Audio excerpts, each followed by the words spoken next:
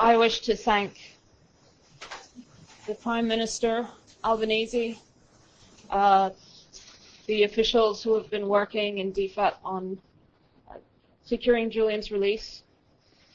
I'd also like to thank the Australian people who have made this possible, because without their support, there would not be the political space to be able to achieve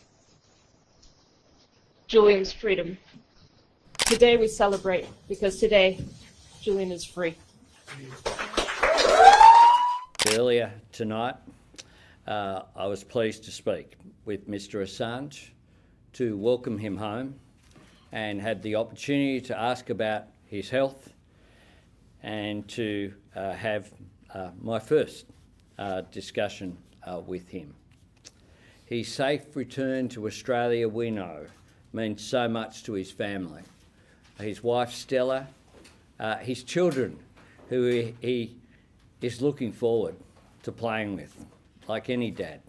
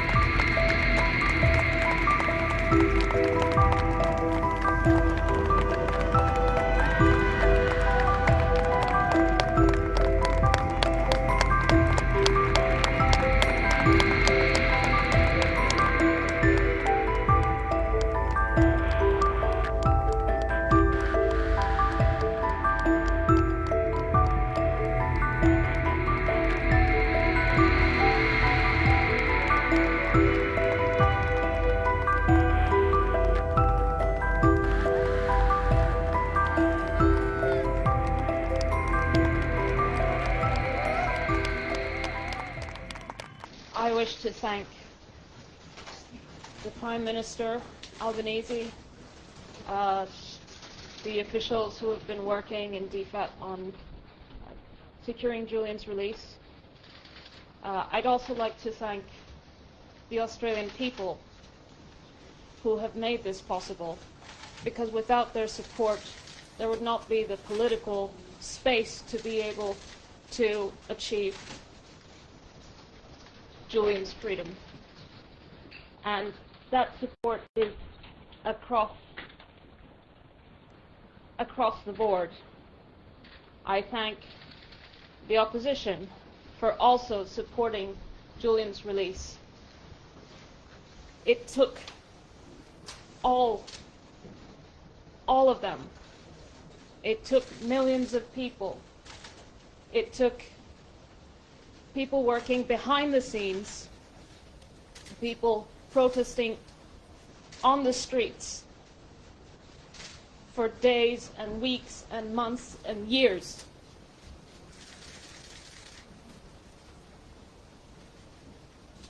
And we achieved it.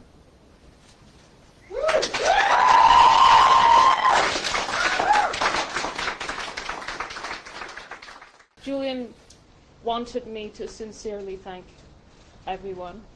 He wanted to be here. But you have to understand what he's been through.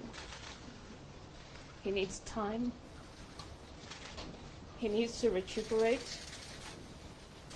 And this is a process. I ask you, please, to give us space, to give us privacy, to find our place, to let our family be a family before he can speak again at a time of his choosing.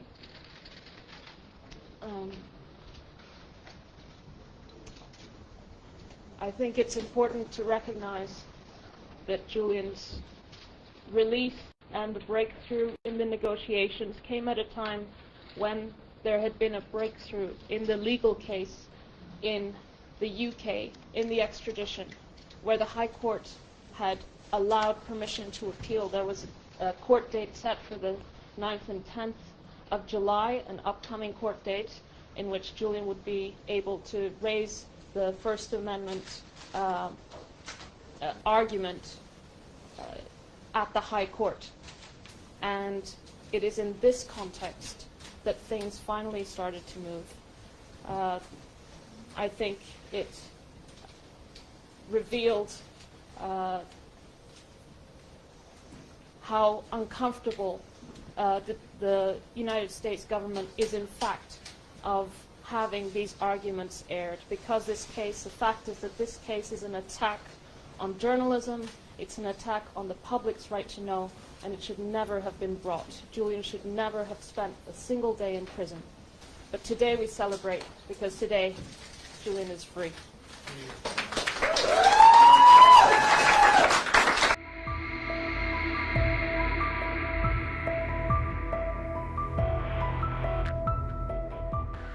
Julian Assange was reunited with his family here in Australia. His arrival home ends a long-running legal process. A plea agreement between Mr Assange and the United States Department of Justice was accepted by a US court in Saipan earlier today. I do want to express my appreciation to the United States and the United Kingdom for their efforts in making this possible. As Prime Minister, I have been very clear that regardless of what you think of his activities, Mr Assange's case had dragged on for far too long.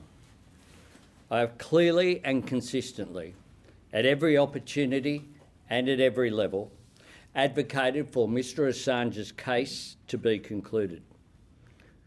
I am very pleased that this saga is over. And earlier tonight, I was pleased to speak with Mr Assange to welcome him home and had the opportunity to ask about his health and to have my first discussion with him.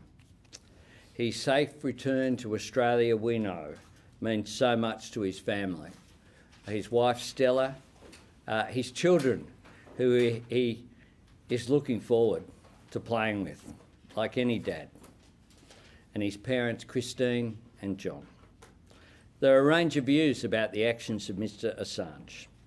The Australian government feels strongly that the proper protection of all national security information is vital for safety.